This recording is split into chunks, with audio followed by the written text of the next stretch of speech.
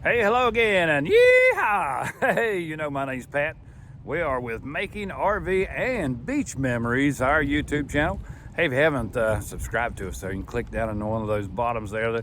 Click on that little subscription button. It's free. And boy, we are really close to having 1,000 subscribers, and you might be the one to put me right over into that 1,000 group. Hey, today's video, you know, Glenna and I went full-timing in our RV. So we're going to compare today's video to going as a full-time RVer or a part-time RVer. What's the difference? Can you be a full-time RVer, or maybe you just want to be a part-time RVer? Let's take a look. What's the difference in full-time and part-time RV? Now, you remember when Glenna and I, my wife, we went full-time. That's when I started my channel. Retired and sold the house, and we went full-time RVing. But, you know, we've been campers all of our lives. As you can see, we started out with all kinds of shapes of pull trailers, had a motor home. We went into the big fifth wheel when we retired to go on the road full time. So we sort of knew, knew what we were doing as far as camping. We decided we wanted to be full-time RVers. And when retirement came along, and believe me, boy, did it fly in there. It went by so fast. Can you believe I was old enough to retire? We decided, okay, we watched a few YouTube videos and saw all those people that were going full-time RVing, and well, they made it look so easy and so much fun. Let's all get our stuff together. We'll go and we'll be full-time RVers. And so we did it. Put the house on the market. Had our big ranch house there, and we put it on the market and sold it. Put all of our stuff and what we didn't want to give away and what we couldn't sell, we packed away for storage, and boom, we were full-time RVers, and there we go. We're off hitting the adventure. Pat and Glenna, full-time RVers. But hold the phone. How many of those full-timers stay full-time RVers? Have you ever wondered how long they're going to stay? Take a look at mine. You see my storage building there that I bought. We put all of our stuff in storage. Had a little bit of an idea. Maybe there was going to be life after full-time RVing. So there was a lot of stuff Pat wanted to hang on to. I might need that one day. We might come off the road one day. Better hang on to that one too. And of course, I filled the storage unit up. Couldn't hardly get the door shut on it, but I thought I might need that one day. So let's compare. Let's see what the difference is between being a full-time RVer and just a part-time RVer. Here we go. Let's take a look. Now, going to be a full-time RVer, first thing you're going to do, you're probably going to sell your house. Well, you might want to rent it if you knew somebody that wanted to rent it for you, but most people, they'll go ahead and just sell it so there's not waiting on them and not being a burden on them somewhere down the road. So they'll sell their house. I did. Put mine up. I had to go through the whole gamut. Then you got to go through and start downsizing. How much you're going to keep, how much you're going to give away, where you go donate, see what the kids will take, neighbors will take, set it out to the curb and see who will pick it up. Or you're going to downsize, and sometimes it's relieving to get rid of some junk, and sometimes it's like, man, I might want to hang on to that. I might need it someday. I don't want to get rid of that. My Uncle Joe gave me that. So sometimes it's hard to downsize. And what about changing everything? Then you got to change all your driver's license got to change. You're not going to have that address anymore. You're going to have all your titles changed. Anything that gets mailed to you has got to be changed. Now, there's a lot of forwarding companies in the country where you can forward mail. We went through a UPS store to get ours, so we got ours taken care of. And sometimes you can have a family member take care of it. Maybe you can transfer your address to a family member, but it's still it's a job getting everything switched over to go full-time. Been there, done that. Those things, and remember, you're going to have a comfortable RV. This one's not going to be for vacations. You're going to live in your RV now. So you need a big one, big enough to be comfortable in.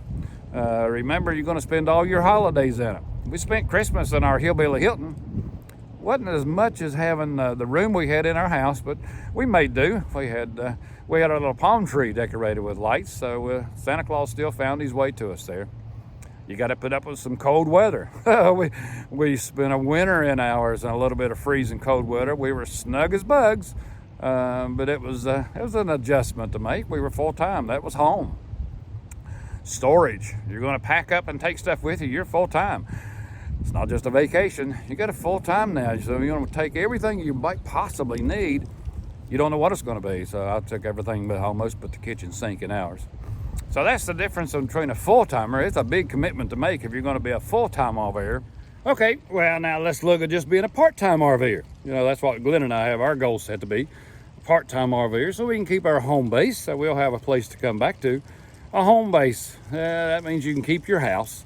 So as a part-time RVer, well, let's say we want to go for a week, 2 weeks, 3 weeks, we want to go for a month, we can go 3 months, let's go 6 months. Still part-time RVing, so we still got a home base.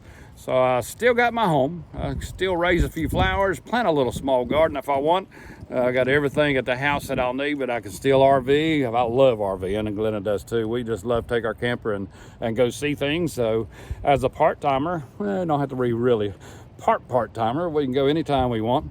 As a part-timer, I can keep my address. So all my truck tags, my driver's license, everything stays the same. My mail can still come to the house, or I can go to the post office and have it held for a month, and they'll hold it for you there, or I can have a family member come by and grab my mail for me. That's all easy to do. So we got that licked. I can still keep my doctors, I can still keep my dentist, I can still mainly keep our church. So we'll always have everything settled. Sounds like a fun thing to do. You can always, all my holidays are going to be spent there, so back I can have Christmas at home with the family.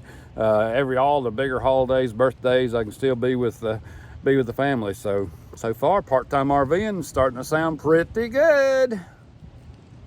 Yes, sirree. Whether you're a part-timer and you're just doing it for a few weeks or a month, maybe you're full-time and you're always going to be traveling, looking out that mirror when you're on the road, and man, you can see that big RV behind you. It is so beautiful, knowing the adventure is just ready for you to get started, and man, you're going to have a lot of fun with that coming up at you there.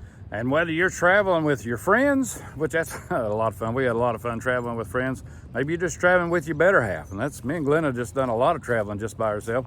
We always have a blast. So whether you're going to travel this great country with your head coast to coast to see the oceans, maybe you're just going to dip your toes in the salt water when you get there.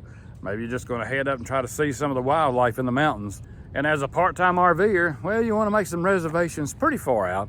But we found out as a full-timer, man, you got to make reservations way out ahead of time, or you're not going to have a place to stay. Well, wasn't much of a big fan of boondocking in the back of a parking lot. It just too much, we're in the 21st century. There's a lot of meanness going on. So I always like to have a camp spot somewhere where we're going to put our RV.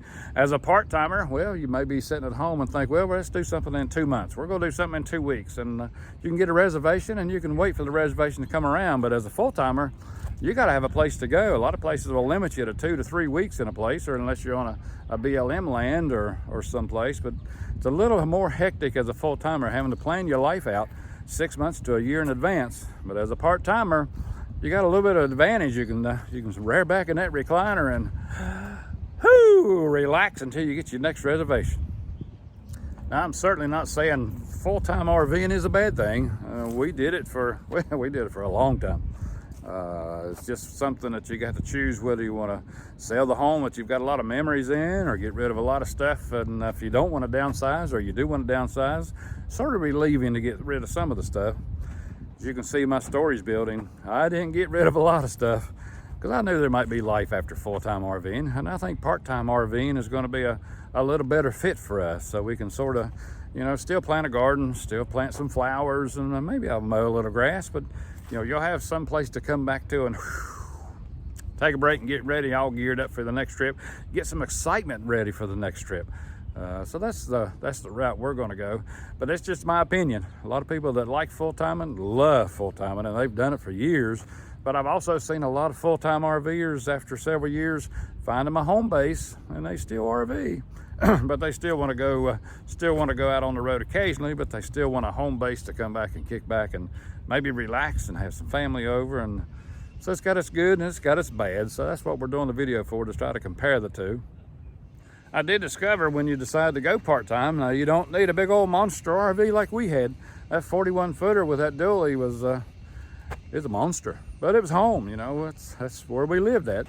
I wanted something big enough to pull it, and I wanted something big enough that we could move around in it. If you happen to go to a campsite one weekend and it was bad and snowy, rainy and cold, and I wasn't going to be bumping into each other up and down the RV. But as a part-timer, I still didn't want one real small, and we're going to be looking for an RV, and I want you to help me with that.